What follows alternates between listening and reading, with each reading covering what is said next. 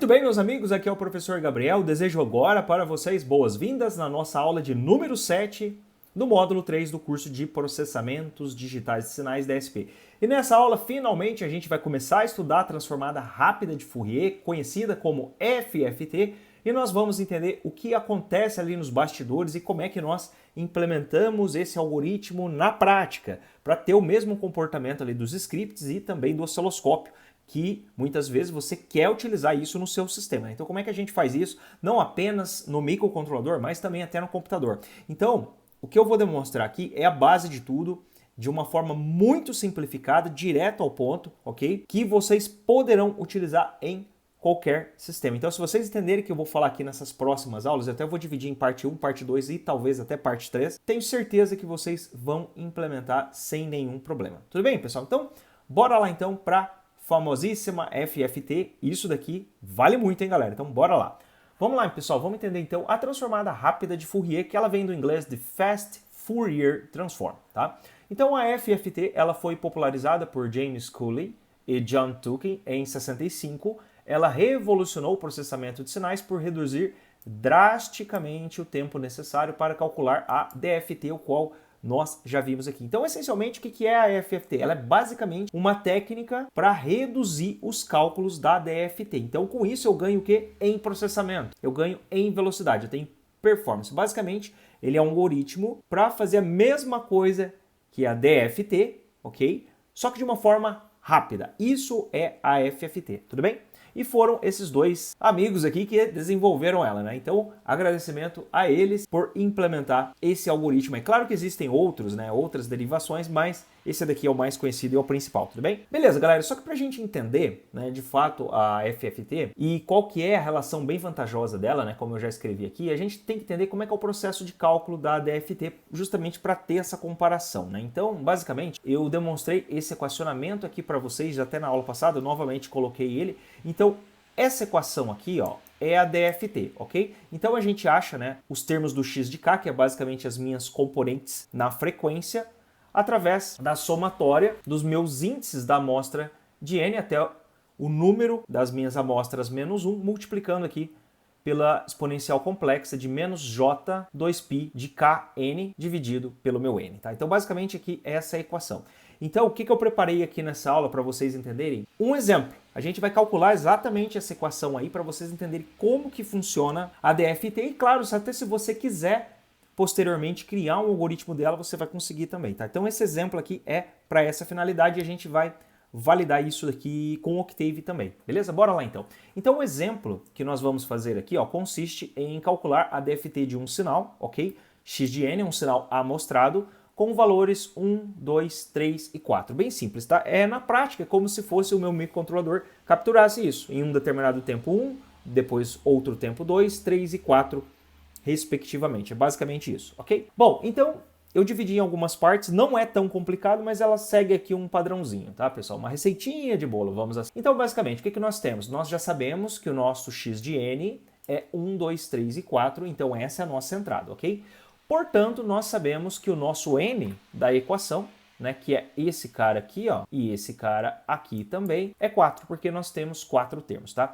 Então, o que a gente precisa sequencialmente fazer? É determinar o que nós chamamos de Tweed Factor. Então, se você já estudou alguma vez processamento digital de sinal, ou talvez não estudou processamento, mas viu sobre a FFT, provavelmente você alguma vez já deva ter ouvido esse termo aqui, Tweedle Factor, que é basicamente o fator rotacional que nós chamamos na forma traduzida, que basicamente ele representa essa exponencial complexa aqui, ok? Então essa exponencial complexa aqui é justamente o núcleo ali da minha transformada, que também é conhecido como Wn, tá? Então essa exponencial complexa representa esse Tweedle Factor. Então, no nosso caso especificamente, nós colocamos como W4, por quê? Porque o meu n, que é a quantidade de amostras é 4, ele vai ser igual a exponencial complexa menos j de 2π sobre 4, que é justamente esse equacionamento aqui, tá? Só que observem que nesse momento eu não estou utilizando o k, o meu índice, e nem o meu n, que é multiplicado aqui também, apenas o meu n. Então, pessoal, essa daqui, ó, é o nosso Tweedle Factor, ok? Agora, no nosso exemplo, o que vai acontecer? Nós podemos ainda simplificar. Então, eu pegando essa equação aqui, ó, ela pode ser igual ao quê? A parte complexa, né, menos j de π sobre 2, né? Porque se eu pegar 2π dividido por 4 é a mesma coisa que π sobre 2. Apenas simplifiquei isso para esse caso especificamente, tudo bem? Bom, então, avançando, o que acontece? Eu vou mostrar aqui para vocês como que a gente calcula esse fator rotacional, esse Twiddle Factor, com 4 exemplos aqui, porque isso é bem importante para aplicar justamente aqui no nosso equacionamento, tá bom? No equacionamento de somatória aqui que a gente vai ver. Então, basicamente, como é que a gente faz? Nós precisamos calcular o Twiddle Factor, né, de cada índice. Então, como nós temos 4 números, né, então a gente tem índice de 0, 1, 2 e 3. Então, claro que ele vai assumir em situações específicas outros valores, certamente, mas aqui é só para demonstrar como é que é esse cálculo. Por isso que é 4 exemplos que eu coloquei aqui, tudo bem? Bom, então vamos lá, como é que é feito esse cálculo? Basicamente, vamos supor que o meu Twiddle Factor ele é 4 elevado a 0. Então eu sei que pela matemática, né, qualquer coisa elevado a 0 é 1. Então, se eu tenho a minha exponencial complexa elevado a 0, eu tenho logo 1. Agora, entra a questão. Nesse caso, por exemplo, 4 elevado a 1 é a mesma coisa do que a minha exponencial complexa aqui, concordam comigo? Que é o que nós vimos aqui, ó, já simplificado. Então, eu posso reescrevê-la, né, como cosseno do argumento aqui, né, π sobre 2 menos j seno do mesmo π sobre 2. Então, o cosseno, ele representa a minha parte real. Lembra, né, que eu expliquei? Isso é trigonometria básica mesmo, tá, galera? Então, o cosseno é a minha parte real. Se eu pegar π sobre 2 e tirar o cosseno disso daqui em radianos, eu vou encontrar zero, que é a minha parte real. E, de forma análoga, né, menos j seno de π sobre 2, quem que eu vou encontrar? 1, minha parte imaginária, então, menos j. Apenas simplificando, então, esse resultado aqui, como eu tenho o meu zero na parte real, não tenho nada, então apenas me sobrou a parte imaginária, o menos j.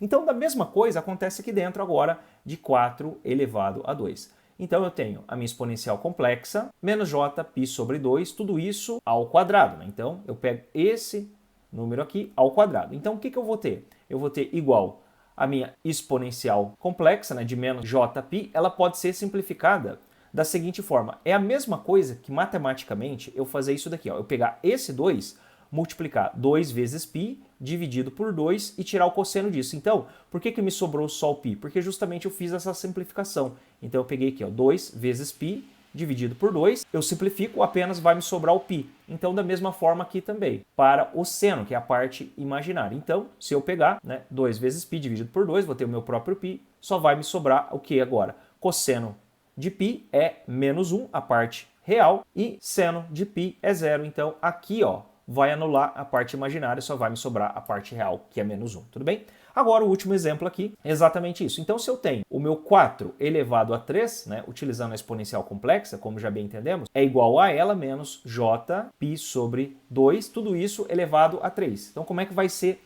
esse cálculo aqui, utilizando senos e cossenos, né? A gente pode reescrever isso aqui da seguinte forma. Eu pego esse 3, multiplico por 3π sobre 2, da mesma forma no menos j seno 3π sobre 2. Então, esse resultado é basicamente isso elevado ao cubo, ou elevado a 3, se vocês preferirem falar assim. Então, 3π sobre 2 cosseno disso, façam aí na calculadora para vocês confirmarem, nós vamos encontrar zero, ok? Então, minha parte real não existe, mas a minha parte imaginária vai existir. Então, eu tenho que 3π sobre 2 seno disso, menos 1, menos j, menos 1, mais j. Atenção aos sinais aqui. Tudo bem, pessoal? Então, coloquei 4 exemplos para vocês saberem. Então, é isso que acontece nessa matemática. E agora, basicamente, para a gente calcular, né, esses 4 termos aqui, eu simplesmente utilizo esse cálculo da exponencial complexa mais a somatória aqui. E é isso que eu coloquei para vocês. Ó. Então, como é que a gente faz? Agora a gente vai encontrar, de fato, x de k. Então, o meu x de k, ele vai ser, agora sim, no índice 0, índice 1, depois índice 2 e índice 3. Por quê? Porque eu tenho 4 números. Aqui sim, aqui é cada índice mesmo, ok? Então, vamos começar do zero inicialmente. Seguindo aqui, ó, o equacionamento, o que nós temos? Nós temos aqui, ó, na exponencial complexa, observem que eu tenho o meu k, que é o meu índice, vezes o meu n, que ele começa de 0 e o valor do n é de n, que é o número total, menos 1. Então ele vai de 0 a 3, concordam comigo? Então é isso que nós vamos fazer aqui, ó. Então, muito bem. Então, quem que vai ser o meu x de k, que nesse momento o k é igual a 0? Ele é o quê? Ele é a minha entrada, que é o meu 1, depois a minha outra é 0, desculpe, é 1 mesmo, depois 2, 3 e 4, tudo bem? Aí quem que ele vai ser? Ele vai ser justamente ao meu W4, que multiplica quem? O meu K vezes o meu N. Então, quem que vai percorrer aqui nesse caso? Como o K é igual a 0, só vai percorrer o meu N. Então, 0, 1, 2 e 3. Então, todo esse valor aqui ó, vai ser 0. 0 vezes 0 é 0, 0 vezes 1 é 0, 0 vezes 2 é 0 e 0 vezes 3 é 0. Então, qualquer coisa elevado a 0 é 1. Então, isso daqui ó, vira 1, isso daqui ó, vira 1, isso daqui ó, vira 1 e isso daqui vira 1. O que vai me sobrar? Só as minhas entradas. Então, as minhas entradas vai ser o quê? Vai ser 1 vezes 1, 2 vezes 1, 3 vezes 1, né? Que aqui eu já estou colocando 1, 4 vezes 1, aí eu somo 1 mais 2 mais 3 mais 4 e vai me resultar no meu 10. Então, esse aqui é o primeiro resultado do x de k, que aqui seria o quê, pessoal? Lembra lá que eu expliquei? Aqui seria minha parte DC, né, do sinal. Então aqui nós vamos ter o 10. Legal? Entendido isso, né? Bem bacana. Agora a gente vai para o x de 1. Então segue o mesmo raciocínio, tá? Então agora nós vamos ter a nossa entrada do x de 0, x de 1, x de 2, x de 3, só que agora a gente vai o quê? Multiplicar aqui pelos factors, né? Pelos Twiddle factors. Então, na primeira situação, nós vamos ter o quê? 4 elevado a 0. Por quê? É o k vezes o n. Quem que é o meu k? É o 1. Quem que é o meu n? É o 0. Então, 1 vezes 0 é 0. Depois vamos ter aqui 1 vezes 1 é 1. Depois vamos ter 1 vezes 2 é 2. E 1 vezes 3 é 3. Agora, se vocês utilizarem aquele equacionamento que eu expliquei para vocês, nós vamos encontrar essa parte aqui da fração, ou melhor, da equação, não da fração. Nós vamos simplificar um pouco mais e o que é importante é que a gente tem que somar, né, a parte real com a parte real e a parte imaginária com a parte imaginária. Se nós somarmos, né, nós vamos encontrar aqui, por isso que eu já coloquei bem simplificado para vocês, no x de 1 menos 2 e mais 2j, que representa a minha parte imaginária. Tudo bem, pessoal? Então, real, imaginário, show de bola. Já vamos agora para o x de 2. Né? Então, o x de 2 segue a mesma ideia. O que a gente vai fazer? As mesmas entradas, né? Agora, 1, 2, 3 e 4. E o que a gente vai ter agora? 4 elevado a 0, porque o meu k, que é o 2 vezes 0, vai dar o 0 aqui, depois o 2 vezes 1 vai dar o 2 aqui, depois o 2 vezes 2 vai dar o 4 aqui, 2 vezes 3 vai dar o 6 aqui. Resolvendo aquele equacionamento, a gente vai chegar nesses valores aqui e vamos encontrar o menos 2, só a minha parte real, beleza? Anotem esses valores aqui, tá, pessoal? Que a gente vai ver isso no Octave já já. Então, ó, eu tenho o 10 aqui, no x de k0, depois no x de 1 eu tenho menos 2 mais 2j, beleza? Depois menos 2 que eu já mostrei. E finalmente aqui nós vamos pro x de k, só que agora o k aqui é 3. Então mesma coisa, nós vamos ter a entrada aqui do x de 0, a entrada do x de 1, de 2, do x de 3, que vai multiplicar isso daqui. Então muito bem, quem que é? O meu W40, por quê? É 3 vezes 0 é 0. Depois é 3 vezes 1 é 3. 3 vezes 2 é 6 e 3 vezes 9... Opa, 3 vezes 3 é 9. Seguindo simplesmente esse equacionamento aqui, ó. Nós estamos fazendo essa conta aqui, ó, do k vezes o n. Beleza, galera? Então, show de bola. Bem simples. Aí, o que a gente vai fazer? A gente vai encontrar esses valores, somar parte real com parte real, parte imaginária com parte imaginária, e nós devemos encontrar no x de 3 justamente o menos 2 menos 2j. Esse é o cálculo da DFT. Tudo bem, pessoal? Eu fiz de uma forma bem simplificada. Até recomendo que, se caso vocês quiserem fazer na mão mesmo, pegue um papel, faça essa conta, pegue o calculador para vocês entenderem. Claro que é questão aqui mais de curiosidade mesmo, mais informativo, já que isso faz parte do treinamento para vocês entenderem.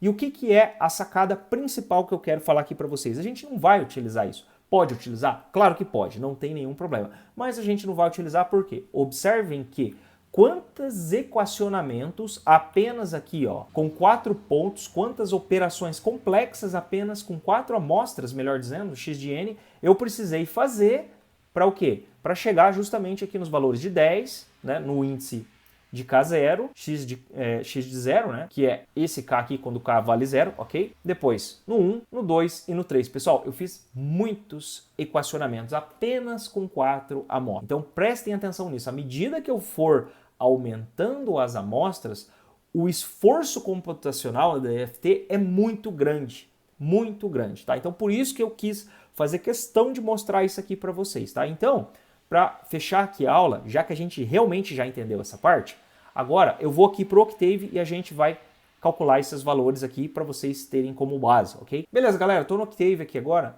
ou melhor, vou abrir ele aqui agora, vamos abrir o CLI mesmo, certo?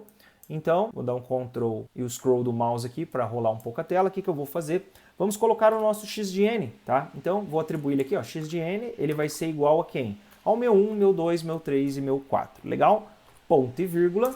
Lembrando que na função aqui do Octave, eu tenho a minha FFT que vai calcular a mesma coisa. Então, por isso, vamos utilizá-la. FFT, ok, x de n, fechei, pressionei Enter. O que nós vamos encontrar? Nós vamos encontrar o nosso 10 mais 0i. 0i é a parte imaginária, que é 0, então não conta. Nós vamos ter o 10 no primeiro índice, beleza? No segundo índice, o que nós calculamos? Menos 2 na parte real, mais 2j, que aqui é 2i, mesma coisa. Então, bateu, ok? Aqui depois vai ser o quê? A minha parte real menos 2, mais 0i não existe, então apenas menos 2, tudo bem?